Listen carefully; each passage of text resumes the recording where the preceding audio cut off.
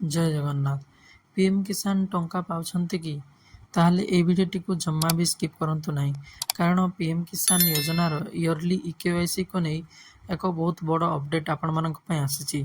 Simply देखंतु इकेवाईसी केमिति करिया पे आपण एवं आपण मानकु काहेकि इकेवाईसी करिया पे पड़िबो, जदि आपण माने इकेवाईसी न करंती कोन असुविधा आपण मानकर होई पारे।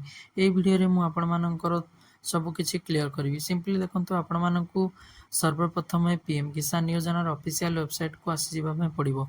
सेठारे इकेवाईसी ऑप्शन शो करूथिले, सेठारे आपण मानकु क्लिक करिया पे पड़िबो। देखंतु वर्तमान आपण मानकर एटी तीनटी ऑप्शन शो करूथिला, वर्तमान इकेवाईसी ऑप्शन टी शो करू नाही।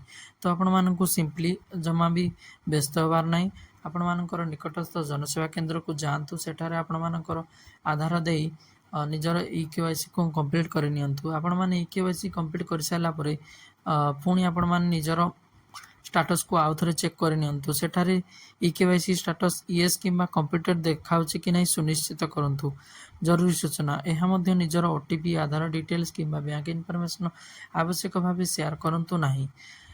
तेणु बंधु माने आपण किंबा आपण मानक परिवार रे केही सीएम किसान पीएम किसान लाभार्थी थिले, आपण माने इकेवाईसी चेक करे नियंतु। एही इनफॉरमेशन आपण मानकर अन्य चाषी भाई मानक पई यूजफुल होई पारे, तेणु वीडियोटी को शेयर करंतु। एभली पीएम किसान, सीएम किसान एवं गवर्नमेंट ऑफ ओडिशा रो कोनोसी भी आपण मानकर अपडेट पाइबा पई take video Odia YouTube channel को सब्सक्राइब करंतु एवं बेल आइकन को प्रेस करंतु। धन्यवाद। जय जगन्नाथ।